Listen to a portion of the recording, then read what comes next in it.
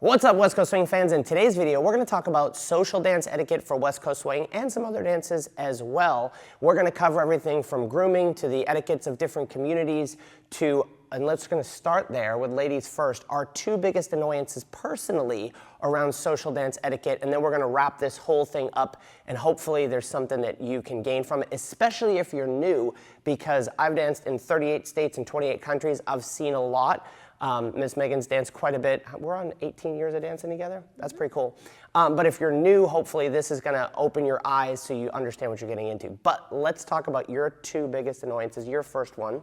My first annoyance is people in general not noticing or being respectful of personal space. Yeah, so let's talk, we're going to talk about that, but I just thought it'd be fun. My kind of biggest annoyance is people only hunting the good dancers when they go out dancing. And pre-COVID, we ran dance cruises, and so we'd have 150 people, and there might be 75 followers, and we had a 2-hour dance, which meant there was about 38 songs. And so it was difficult for me. I would try to dance with everybody in the room, but I only have 38 songs and 75 people, and sometimes people would try to monopolize me on the side of the floor, and I couldn't even get to the other side of the floor to at least show the other side of the room. So that's my annoyance, is only hunting good dancers. What about your number two? My number two is leading patterns that are too hard for their follows. That's a good one. And we're going to cover this again in a bigger way. And another one is people, and Megan and I actually share this one, making people feel bad for turning down a dance. So let's start with good overall etiquette of good grooming, right? So try not to be the sweaty guy, the smelly guy, and that's... Yeah, well, you can't really help it if you sweat a lot. Just, bring an extra shirt, that kind of thing. In my early days, I used to go out to the bar and I was crazy for dancing. I danced 5 nights a week, and I used to leave shirts in the car, so I would go out every so often and change to a different shirt so I wouldn't be as gross and sweaty. And if you have any question about the fact that you smell, do something. Yeah, so general good grooming. But let's talk about the different environments that people dance, because we have places like our studio here, there are socials, there are bars, and there are events. And I think the scope of the etiquette changes. And I'm going to start talking about something. When we did this video 7 years ago, I got kind of smacked over the head for this, but let me explain my point. You can watch that video if you want. But when people come into a dance studio, right, they're new to our world. And so if you're a beginner, this is you're new to our world. If you've been around a long time, there's certain, customs in place that we understand. So the very, very first one is if it's a female coming in, let's say she's married, she comes into this dance studio, all of a sudden starts spending a lot of time with old Brian B., her dance instructor, that might be off-putting. So when people are new to the dance world at all, so say someone comes in, one of my students and her husband, I want to make him feel comfortable that this is not about creeping on his wife, right? So in all of those situations, you want to make people, if they're together in a couple, same-sex couple, or what's the correct word? Or opposite-sex couple, you want to make those people feel comfortable that this is not, we're not hitting on one another, this is just about the dancing. So in the early stages, I have said this before, I think in the dance studio business, it's good for me to shake the hand of the husband and make him feel comfortable that I'm not creeping on his wife, that this is just about dancing. So paying attention to those social cues is good. Now that starts to shift as you start to get to social dancing, right? Because you're just going to walk up and ask people to dance. And then you don't want to just do this, right?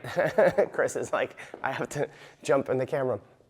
Right, you still want to have good etiquette. So how would you ask someone to dance, Miss Megan? I would go up to somebody and say, would you like to dance? I would not grab, I would just offer, would you like to dance? And what if they say no? That is okay, I will go find somebody else, thank you.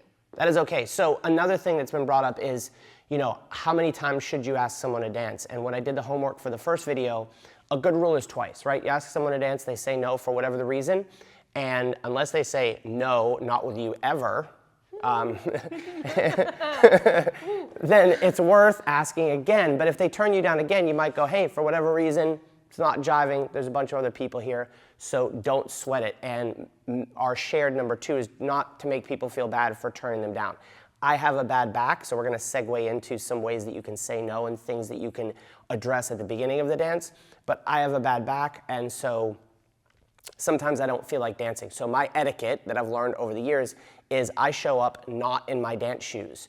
And I try not to dance with anyone. Even if Miss Megan asked me to dance, I would feel it would be rude to dance with her and turn down everybody else. So I try to keep that in mind. So my etiquette is I wear my street shoes into a dance environment if I'm not dancing, and that way I have a ready-made thing. I'm sorry, I'm not dancing, I have my street shoes on. So I can try to be as fair to everybody as possible. But now, like once you do ask someone to dance, especially if you're new, and this is a fear for new people, is they're petrified. And so I find it really helpful for my case, it's the followers, to just simply say, hey, I'm new, I just did beginner class, Megan taught me the whip last Thursday, that's all I know. That's helpful for me. Now what about if you have injuries, what would you address? If you have injuries, just make sure that your leader or your follower knows, hey, well, if you're a leader, you can kind of take care of that on your own a bit. A bit, not entirely. Not entirely. There are some followers that will do things that leaders shouldn't do if they have bad backs. But anyway, so if I have an injury, like right now I have a toe injury, there's nothing that anybody can do about that. But if I had like a shoulder injury, as a follower, just let your leader know, hey, it really hurts for my arm to be back behind me, so maybe no hammerlock type of situations. So if I'm Miss Megan and I'm a little bit fearful of being thrown around with patterns, you might say, hey, look, I'm nursing a little toe injury. Can you please take it easy tonight, not lead so many crazy things. That would address her toe injury in a way that would be helpful to me as the leader. And this happens to me a lot. I can think of some people within a few hours of here who have told me over the years, hey, I've got a bad shoulder, so I know with these particular followers, no hammerlock positions, be careful with this stuff. That addressing your level and what you're comfortable with up front is helpful. A big change, if you're a West Coast swing dancer new to the community, that has happened since we put out the first video, is back in the early days of dancing, it was very traditional roles. Male leader, female follower. Even some of our first videos are very much guys, girls. But the culture has shifted, and I think super positive, and that there are a lot of girls leading and there's a lot of guys following. Yeah, it's fun. It's really cool. Fun stat, Derby City Swing, our swing comp this year in January, 1/3 of the divisions were won by female leaders. And I think this solves a cool problem in our community where more girls want to dance than guys. I don't understand why the guys don't want to dance. It's awesome. I know. But it helps fill in with there's a lot of girls that are leading and they're quite good at it. So that's not weird. It might be weird on day one, right, to dance with an opposite sex couple person. That might feel weird for you, but it is totally normal in our community, especially now, and it's really, really cool because I've got some guys that I dance with down in Nashville that they're taller than me, so that's awkward. But then I think it's kind of fun. Can I lead all this stuff in two-step up here? Shout out to you, Evan. So what are some other things we've talked about? Levels and limitations, it's okay to say no. Any final thoughts, Miss Megan, on dance etiquette? Don't be creepy. Don't be creepy, definitely. And I say that with people probably not knowing that they're creepy, but that's okay. Be self-aware, that might be better. Yeah, and that's the only problem with that is, and every community has one, we've had one too, or multiple, don't be that guy. And if you don't know who that guy is, it might be you, yeah. So try to be socially aware as best as you can.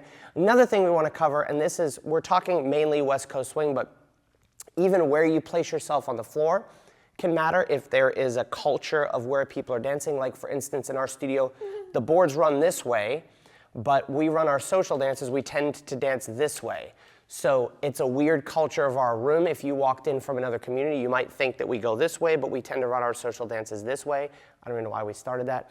But so paying longer, we can fit more in. Yeah, paying attention to those things, where you place yourself on the floor, those types of things. If you're dancing in a country bar environment, there's a whole etiquette. Line dancers in the middle, dancers are on the outside. But also being aware of your surroundings so that, if you keep traveling in a direction toward a couple, maybe travel back so you get out of their space because that's where they were, not where you were when you started. There you go. So hopefully if you're new, you've learned a few things. If you want to chime in and share some stuff in the bottom of this, I have learned a ton more from you than I've ever taught on video, because we get feedback and we've learned a ton about West Coast swing dancers all over the world, and it's super fun. So go ahead and share some comments down below, some stories. We'll enjoy it, and we'll see you again in the next video.